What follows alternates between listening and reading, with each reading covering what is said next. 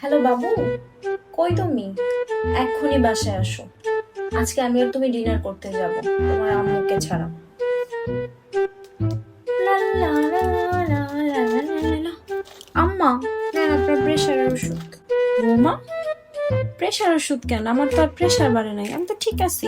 আরে, যে নিউজ দিব না, এই নিউজ শুনলে আপনি আর এমনি প্রেশার উঠা যায়। নিউজটা হচ্ছে, আমি আর আপনার ছেলে একটু পরে ডিনার করতে যাব, আর এই ডিনারে আপনাকে নেব না। এই জন্যই আগে থেকে আপনার প্রেশার ওষুধ নিয়ে আসছি। কেমন? কি বলো?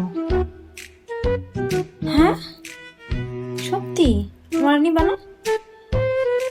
সত্যি আমার প্রেশার উঠে যেতেছে।